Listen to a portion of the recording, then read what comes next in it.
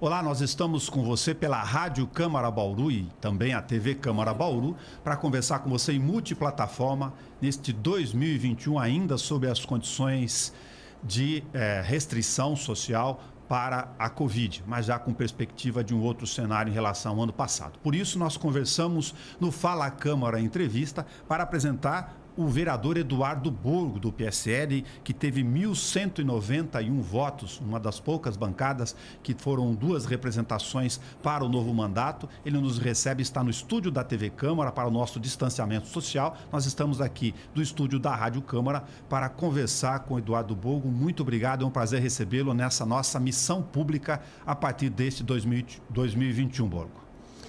Olá, Nelson, muito obrigado, eu que agradeço.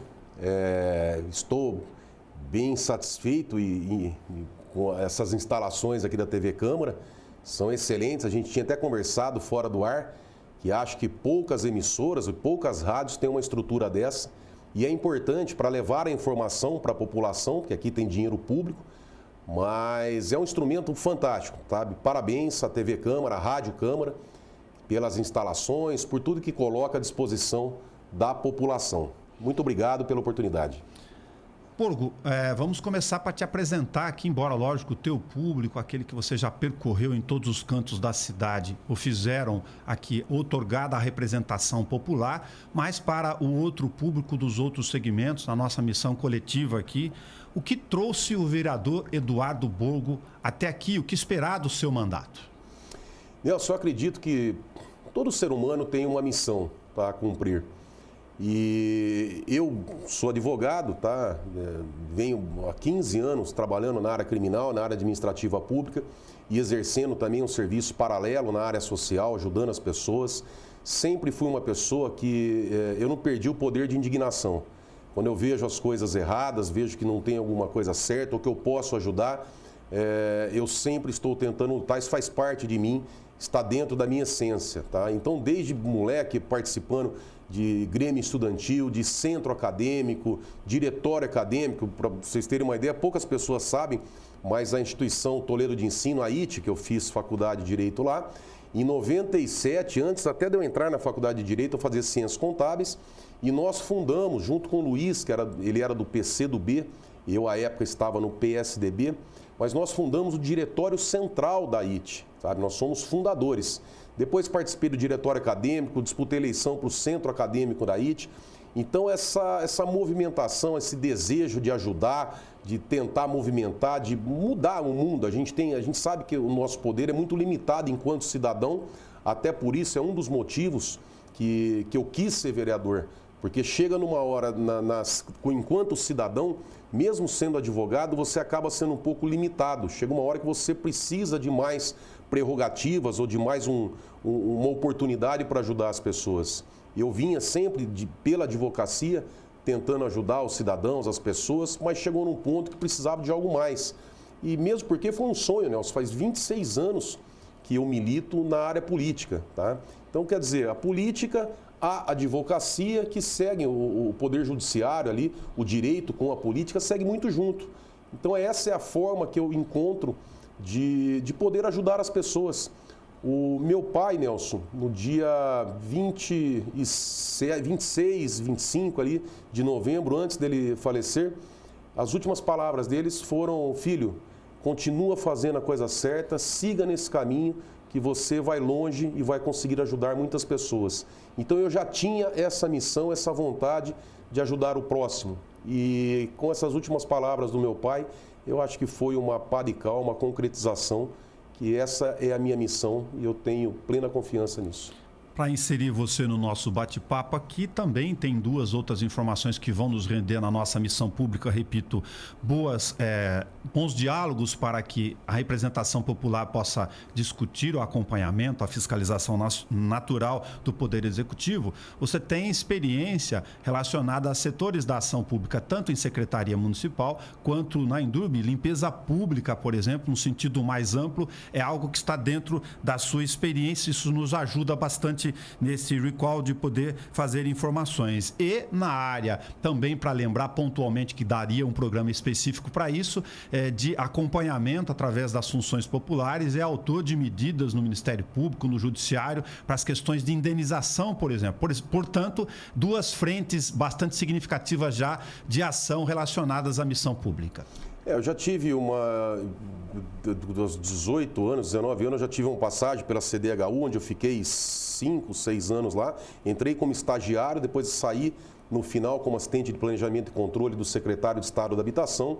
Então tenho ali um entendimento na área habitacional. No Poder Público Municipal, eu fui diretor de limpeza pública da Indurb, fiquei 1 ano e 3 meses lá, mas estudei muito, me aprofundei muito sobre o assunto. Inclusive, tive um grande apoio na eleição dos funcionários da Indurb, em especial da Diretoria de Limpeza Pública. E, posteriormente, eu vim assumir a Secretaria das Administrações Regionais. E fizemos ali uma reestruturação, a capinação, que então era da SEMA, ela veio para a SEAR. Nós fizemos ali o aplicativo para ajudar as pessoas a fazer a denúncia de terrenos sujos. Daria, como você falou, né, eu daria um programa para cada matéria, mas sintetizando, tive essa passagem pelo Poder Público Municipal. Dos 17 vereadores que tem aqui, a Estela foi vice-prefeita, né? Ela tem uma visão ampla do governo, mas que assumiu secretaria mesmo, que esteve no governo. Acredito que eu sou o único desses vereadores e acredito também que possa vir ajudar com a experiência administrativa que adquiri no município e com a experiência jurídica. Como você pontuou, eu entrei com a ação popular no caso da floresta urbana, onde nós conversamos bastante, né, a respeito do laudo, da perícia, do pagamento indevido, aonde foi com 6 pareceres do Ministério Público favorável ao nosso pedido e aonde foi constatado através de uma perícia do CAEX, que é o órgão auxiliar do Ministério Público, aonde teve um pagamento supervalorizado pela perícia em mais de 120%. E nós questionamos na Justiça. É óbvio que havia o trânsito em julgado, tá? Quer dizer, quando não cabe mais recurso, porém a nossa linha de atuação foi que aquela sentença seria uma sentença inconstitucional por ferir o princípio da moralidade. Simplificando, para quem não é da área jurídica, foi uma sentença imoral. E aquilo que não é moral está contra a Constituição, portanto, poderia ser flexibilizada. Não em relação ao mérito. O proprietário ele teria o direito de ser indenizado, mas em relação ao valor. É isso que nós questionamos e estamos lutando. Ainda agora iremos recorrer às instâncias superiores, ao STJ e ao Supremo, onde os debates constitucionais são têm mais vigor, têm mais força. Borgo, com uma série de frentes dessa, o poder público, junto à representação aqui legislativa, como você bem sabe, tem uma série de itens, mas tem aqueles temas que estão mais afeitos ao seu radar, ou uma estratégia, porque não dá para cobrir todos os setores com o mesmo vigor. Quais aqueles que para você são prioritários, que você estará o tempo todo pertinentes mexendo com isso? É importante essa pergunta, Nelson, porque é como na advocacia, tá? Antigamente, nós víamos advogado que fazia civil, penal, trabalhista, constitucional, tributário, fazia tudo. Hoje é difícil, tá? Até pelo acesso à informação, você tem que especializar. E na política, na minha visão, no meu entendimento, acaba sendo assim também. Porque se for atuar em todas as frentes, provavelmente não consigamos ter tempo para desenvolver com êxito e com eficiência determinadas áreas.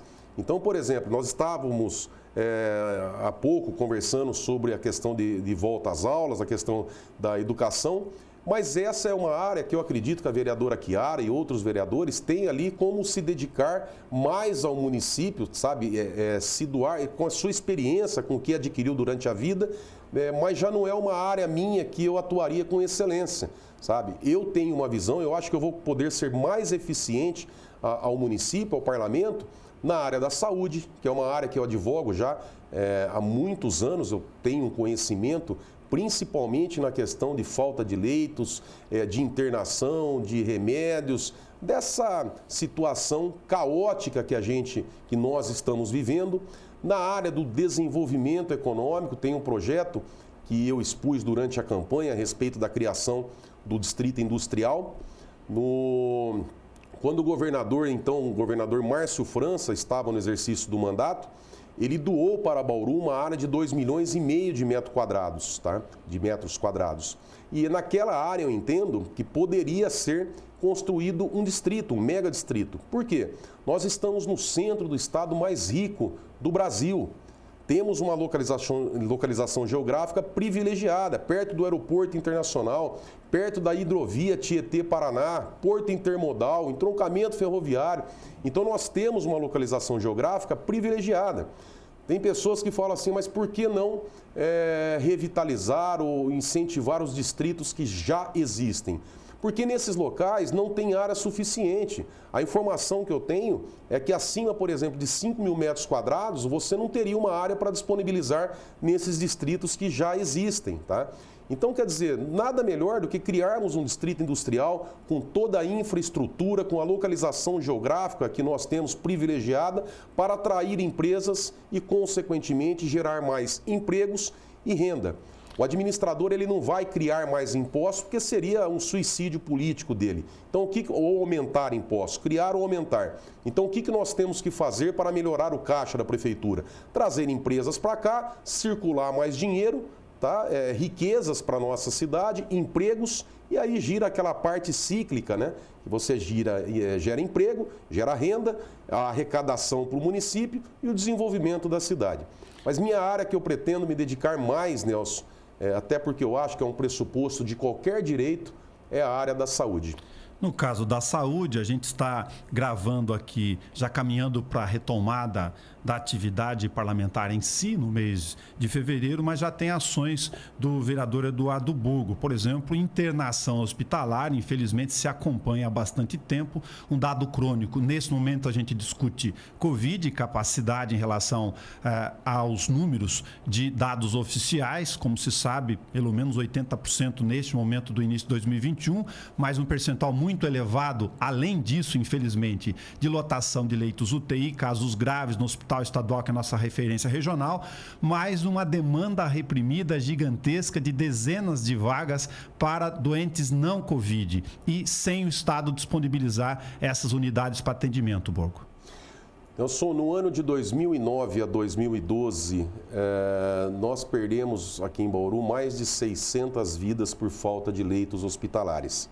Foi instaurado um inquérito policial, tá? Onde teve um inquérito matriz e subdividido depois em 607 inquéritos e, consequentemente, com as ações judiciais. Foi apurado o nexo de causalidade, depois é um assunto complexo, mas foi para a justiça e teve uma alteração nos laudos, tá? O que até então ficou comprovado no inquérito que havia nexo de causalidade entre a falta do leito hospitalar e a morte, ou seja, a pessoa morreu por falta de leito. Nas ações judiciais houve uma nova perícia onde foi alterada essa visão, tá? Talvez demonstrada, não alterada de má fé, não é nesse sentido que eu estou dizendo, mas a realidade é que mudou ali o laudo, o nexo de causalidade, vai.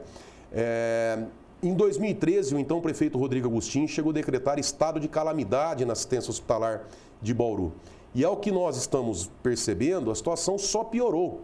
Por quê? Porque hoje, além dessa catástrofe, desse caos que vinha à saúde, nós temos a questão da pandemia e pior, o Estado não está mais cumprindo ordem judicial.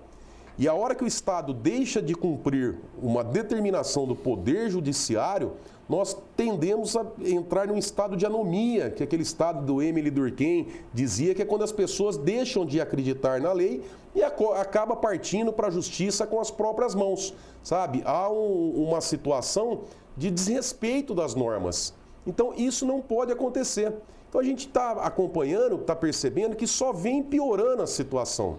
Diante desses fatos, estive até na DRS, conversando com a diretora, com a Doroti, e num caso que eu acho que foi um caso emblemático, que sirva de exemplo, não dá para a gente fazer em todos, mas esse caso deve servir de exemplo, que era um paciente que estava com sangramento e com ordem judicial para ser internado, e depois de 2 dias ele não estava sendo cumprido. Tá? Então nós exigimos ali o cumprimento daquela ordem judicial sob pena até de cometimento de crime de desobediência. Tá? Foi conquistado, mas esse caso que sirva agora de parâmetro, porque eu vim conversando com alguns vereadores, nós vamos chamar para uma reunião pública com os representantes do Poder Judiciário, da área da Fazenda Pública, secretário municipal de saúde, OAB, Comissão de Direitos Humanos, deputados federais que nós temos aqui. Ou seja, vamos trazer todas as autoridades aqui por uma reunião e tentar resolver isso aqui. O que a gente não pode é ficar num estado apático e ver tudo o que está acontecendo, as pessoas morrendo diariamente.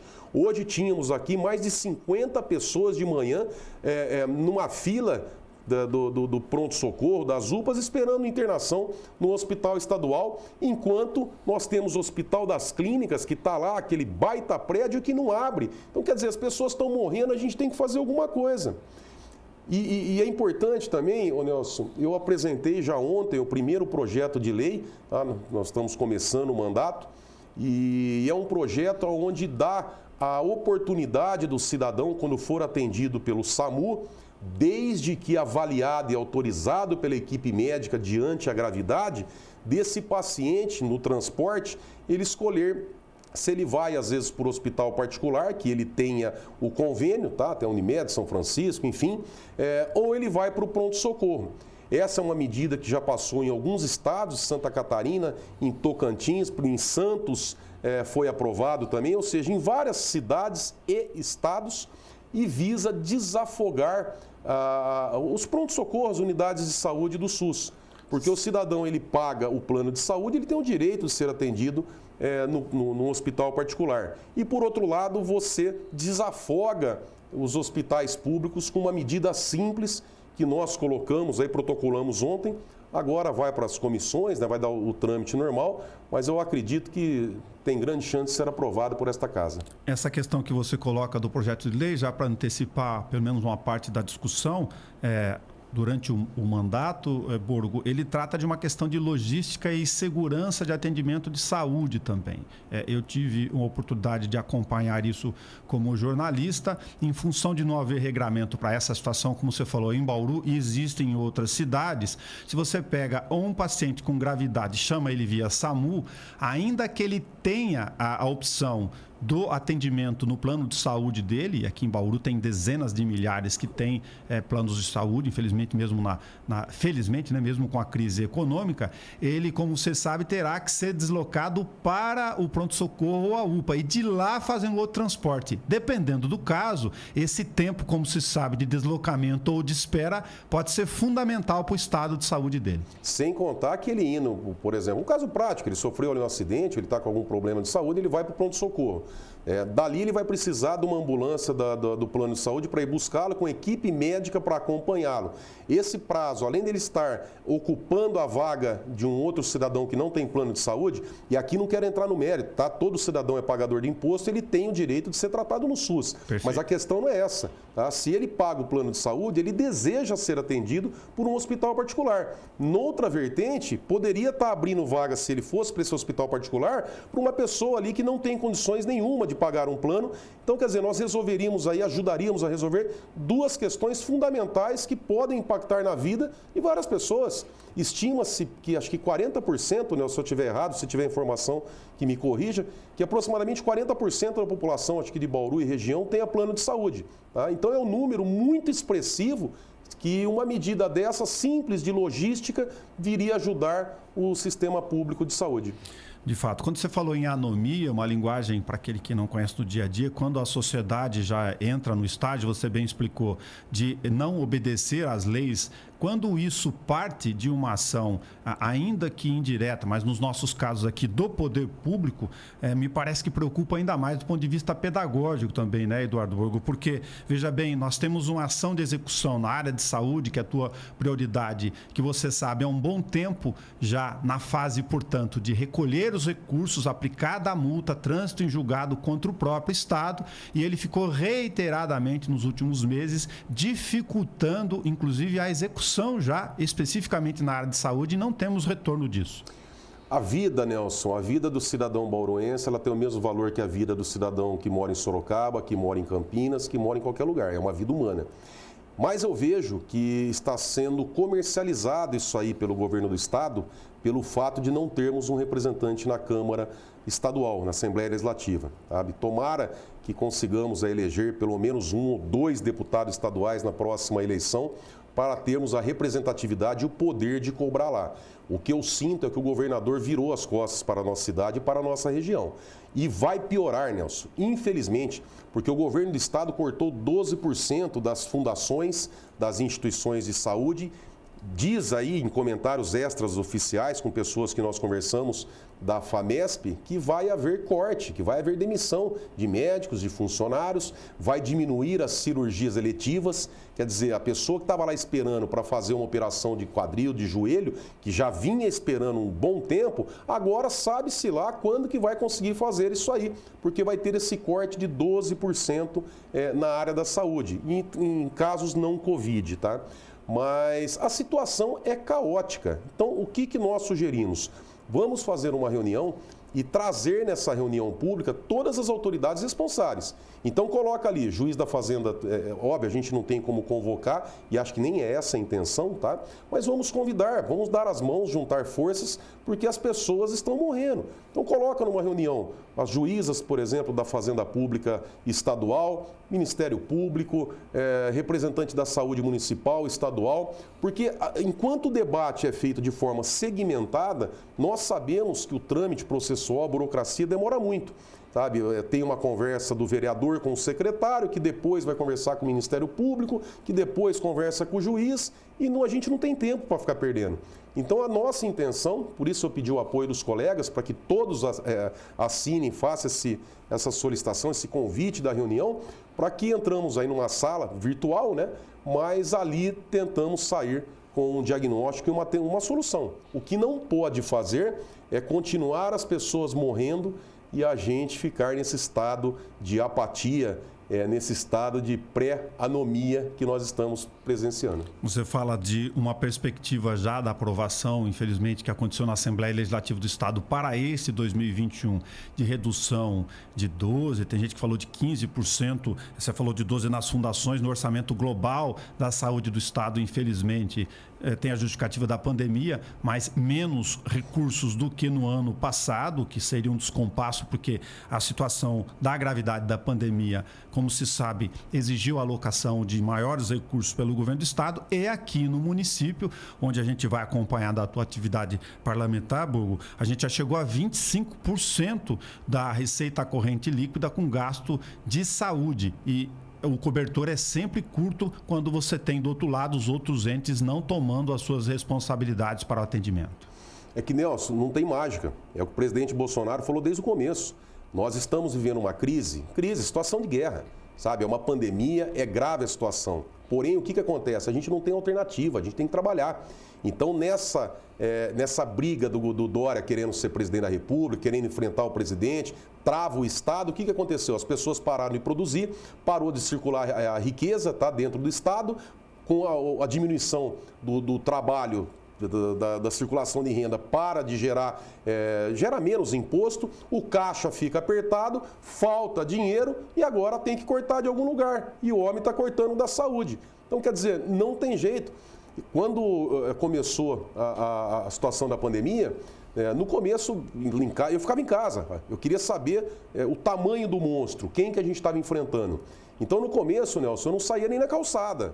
Aí chegou um ponto, o que aconteceu? Começou, cliente não paga mais, não entram novas ações. Eu adquiri, apesar do meu tamanho, mas eu nunca tive problema de saúde, eu virei hipertenso. Tá? Hoje eu tomo lá losartana, simvastatina, para hipertensão, para controlar. Até que eu cheguei para minha esposa e falei, olha, a Covid é uma possibilidade. E óbvio que se eu for infectado pela minha situação de saúde, a chance aí de prejuízo é grande.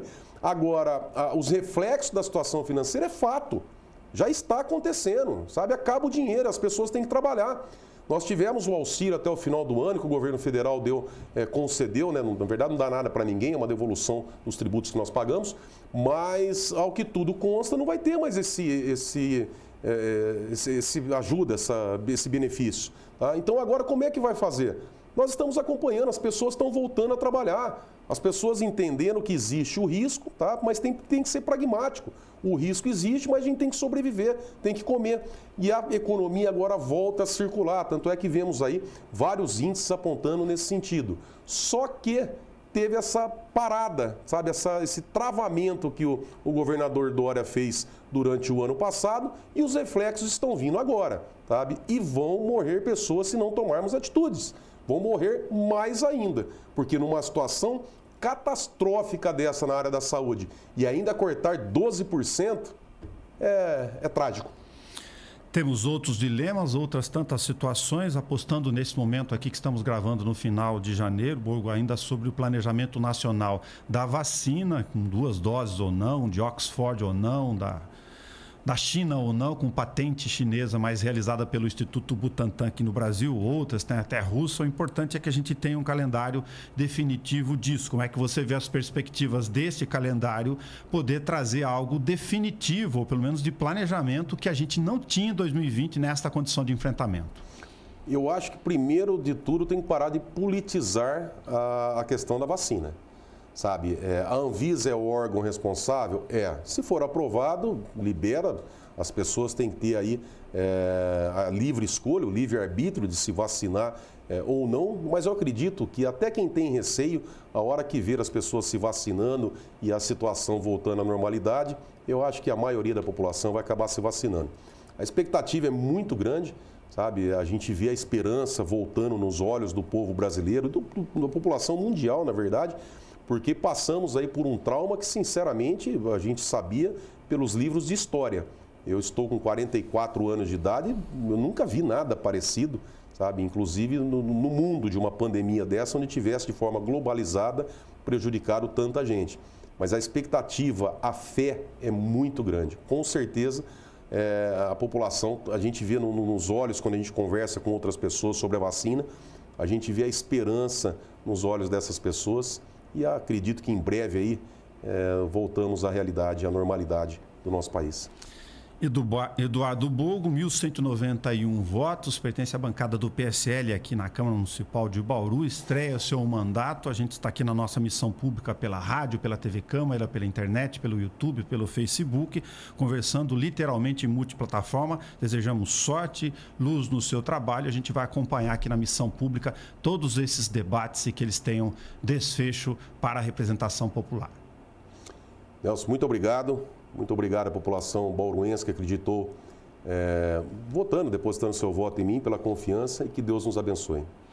Muito obrigado. Nós conversamos no Fala Câmara Entrevista para a Rádio e TV Câmara com Eduardo Borgo, vereador pelo PSL. Você encontra esta programação na íntegra também na página da TV Câmara no YouTube. É só clicar em vídeos. Cuide-se e até mais.